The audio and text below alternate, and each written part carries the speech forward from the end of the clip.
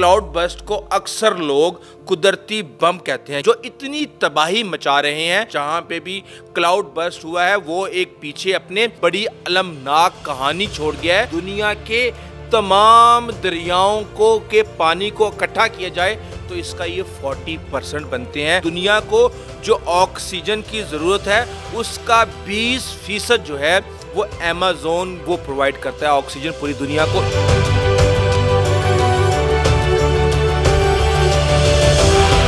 Cloud burst کی term جو ہے وہ ایک خوف کا نشان بنی ہوئی ہے۔ جب میں نے کلاؤڈ برسٹ کے بارے میں اسٹڈی کیا تو میرے خود وہ کہتے ہیں نا فیتے سلگ جانا کچھ اس طرح کی صورتحال تھی، کیونکہ جب میں نے یہ پڑھا کہ اس وقت فضا کے اندر موجود جتنے بھی بادل ہیں اگر وہ پھٹ جائیں تو سمندر 180 فٹ یعنی 60 میٹر تک بلند ہو سکتا ہے، یعنی کراچی کی 10 منزلہ عمارت پانی کے اندر 150 فٹ تک ڈوبنے کی صلاحیت رکھتی ہے۔ آخر یہ کیا معاملہ ہے؟ یہ جو اڑتے ہوئے فضا میں دریا ہیں جنہیں ہم قدرتی بم کہتے ہیں، جنہیں ہم آسمانی سیلاب کہتے ہیں، جو اتنی تباہی مچا رہے ہیں کہ ہر جگہ پہ جہاں پہ بھی کلاؤڈ برسٹ ہوا ہے وہ ایک پیچھے اپنے ایک بڑی المناک کہانی چھوڑ گیا ہے۔ آخر اس کے پیچھے حقیقت کیا ہے؟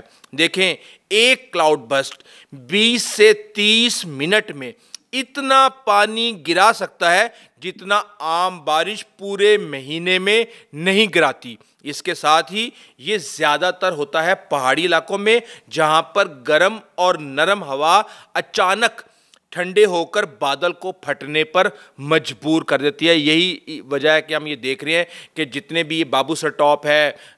بنیر ہے، سوات ہے، گلگت بلتستان ہے، وہاں پہ یہ بہت زیادہ ہو رہا ہے۔ کلاؤڈ برسٹ کو اکثر لوگ قدرتی بم کہتے ہیں کیونکہ یہ اچانک آتا ہے اور سب کچھ بہا کے لے جاتا ہے۔ جدید سائنسی آلات کے باوجود کلاؤڈ برسٹ کی صحیح پیشن گوئی کرنا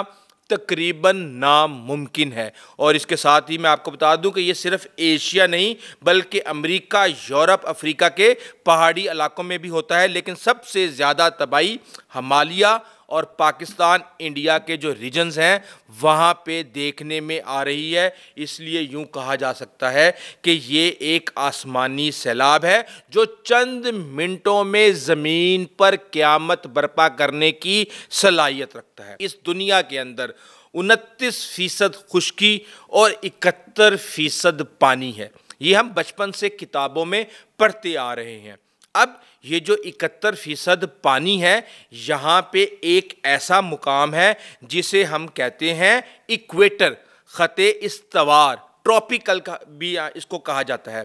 عام طور پہ سورج سارا سال یہاں اس پورے ٹراپیکل بیلٹ کے اوپر کہیں نہ کہیں عمودی برس رہا ہوتا ہے، ڈائریکٹ پڑ رہا ہوتا ہے، شدید گرمی ہوتی ہے اور وہاں سے پانی کے بخارات ہوا میں اوپر جا رہے ہوتے ہیں۔ جب یہ اوپر جاتے ہیں تو پھر آپ کو پتہ ہے ساؤتھ پول اور اس کے ساتھ ساتھ ہم یعنی کہ قطب جنوبی اور قطب شمالی جس کو ساؤتھ اور نارتھ پول کہتے ہیں، یہ وہاں ان طرف جانا شروع ہو جاتا ہے کیونکہ وہاں پہ برف جمی ہوئی ہے۔ آرکٹک اوشینز کہہ لیں آپ اور انٹارکٹیکا کہہ لیں آپ، ان دونوں جگہوں پہ یہ جانا شروع کر دیتے ہیں جہاں کا ٹمپریچر -40 میں ہوتا ہے۔ اب جب یہ وہاں پہ جا رہے ہوتے ہیں، اب آپ یہ دیکھیں کہ 71% دنیا کی زمین پہ اور ساتھ میں ہمارے جو دریا اور دیگر جگہیں ہیں، ہمارے نالے ادھر ادھر ہر طرف سے ہی آپ یہ دیکھ رہے ہیں کہ جب گرمی پڑتی ہے تو آبی بخارات فضا کے اندر جاتے ہیں۔ ظاہر سی بات ہے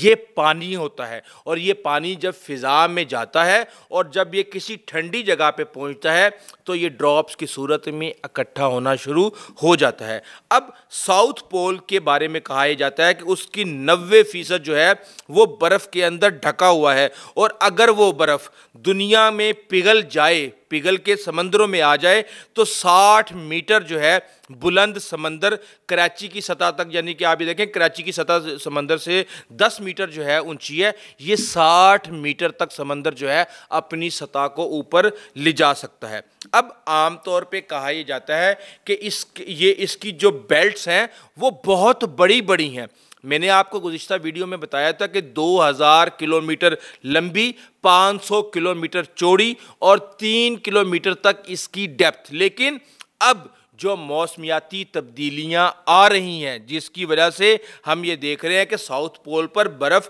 بڑی تیزی کے ساتھ پگھل رہی ہے، سمندروں کی جو سطح ہے وہ بلند ہو رہی ہے، اب 5000 کلومیٹر لمبی یہ پٹیاں آبی بخارات کی بن چکی ہیں۔ ایمیزون کو دنیا کا سب سے بڑا یا لمبا، یہ اس کے اندر ابھی ایک تضاد ہے، کوئی کہتے ہیں کہ دنیا کا سب سے لمبا دریا نیل ہے، لیکن جو پانی کے لحاظ سے ہے وہ ایمیزون ہے، جس کا باقاعدہ بہاؤ میں آپ کو بتا دوں کہ دنیا کے یہ جو آبی بخارات فضا کے اندر ہیں، یہ دنیا کے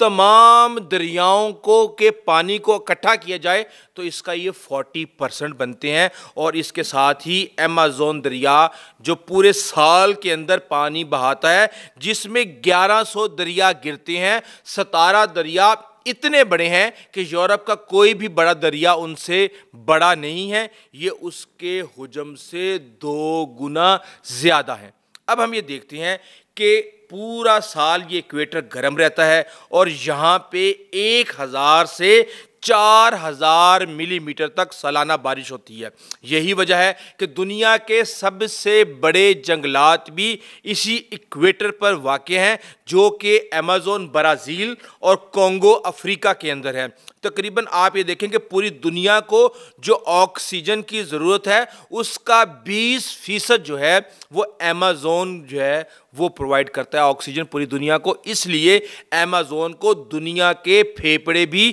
کہا جاتا ہے۔ اب اس کے ساتھ ہم یہ دیکھ رہے ہیں کہ قدرتی آفات بھی انہی علاقوں کے اندر سب سے زیادہ آتی ہیں، اور آبادی کا جو تناسب ہے، یعنی دنیا کی آبادی کا 40% جو ہے وہ اسی ایکویٹر خط استوار کے اوپر آباد ہے۔ اب ہم یہ دیکھ رہے ہیں کہ اب یہ تو ایک قدرتی نظام ہے، بارشیں اللہ تعالیٰ نے ایک نظام بنایا ہوا ہے کہ پانی اٹھنا ہے، فضا میں جانا ہے، اور اس نے پھر جا کے پوری دنیا میں خشکی میں ہر طرح کے ماحول کے اندر جا کے بارشیں کرنی ہیں، پھر وہاں سے دریا بہنے ہیں، ان سے کھیتی باڑی ہونی ہے اور آپ کی زندگی کا نظام چلنا ہے۔ لیکن ہم نے جس برے طریقے سے اس ٹیمپریچر کو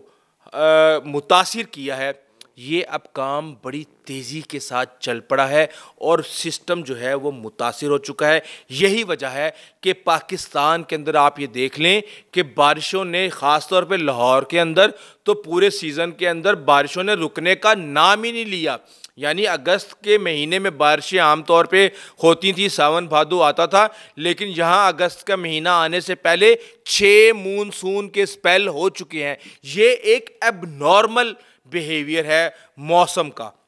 اب میں آپ کو بتا دوں کہ یہاں پہ عام طور پہ کلاؤڈ برسٹ کے بارے میں لوگ جاننا چاہتے ہیں کہ یہ کیا چیز ہے۔ بیسیکلی یہ ہوا میں بڑھتی ہوئی نمی ہے، جو جتنی زیادہ شدت ہوگی اتنا زیادہ پانی ہوا کے اندر اوپر جائے گا، اور جتنا زیادہ پانی نمی کی صورت میں اوپر موجود ہوگا اتنا زیادہ ہی وہ آپ کو کہیں نہ کہیں تباہی کا موجب بنے گا۔ عام بارش 1 گھنٹے میں 10 سے 20 ملی میٹر ہو سکتی ہے، جبکہ کلاؤڈ برسٹ میں 1 گھنٹے میں 100 ملی میٹر سے زیادہ بارش جو ہے صرف چند مربع کلومیٹر پر ہوتی ہے، اور ایسا لگتا ہے جیسے بادل پھٹ گیا ہو اور پورے کا پورا دریا کسی نے زمین پر پٹک دیا ہو۔ اور اس کے ساتھ ہی ہمیں دیکھ رہے ہیں کہ لوگ یہ کہتے ہیں کہ کلاؤڈ برسٹ جو ہے یہ شاید نئی ٹرم ہے، یا ہمیں سننے کو یہ ابھی ملی ہے۔ تو اس حوالے سے اگر ہم اس کی تاریخ دیکھیں تو سب سے پہلے کلاؤڈ برسٹ کی سائنسی اصطلاح 1900 میں ہمالیہ کے علاقوں میں استعمال ہوئی،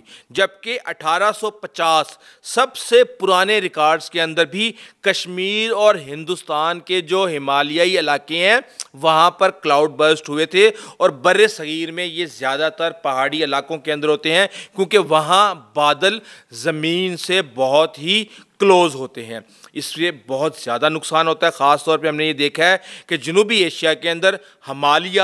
گلگت بلتستان، کشمیر، ہماچل پردیش، اترکھنڈ میں کلاؤڈ بسٹ سب سے زیادہ ہوتے ہیں، جبکہ ہم نے دیکھا کہ گزشتہ دنوں کے اندر لداخ کے اندر بھی بہت زیادہ کلاؤڈ بسٹ ہوئے تھے اس حوالے سے، اور بہت زیادہ تباہی مچی تھی۔ تو یہ وہ ساری کی ساری انفارمیشن ہے جس سے میں امید کر سکتا ہوں کہ جس نے آپ کا کلاؤڈ بسٹ کے حوالے سے اور یہ اڑتے ہوئے فضا کے اندر دریاؤں کے حوالے سے اور آسمانی دریاؤں کے حوالے سے آپ کے کنسیپٹ کو کلیئر کیا ہوگا۔ ابھی تک کے لیے اتنا ہی، آئندہ تک اجازت دیجیے، اللہ حافظ۔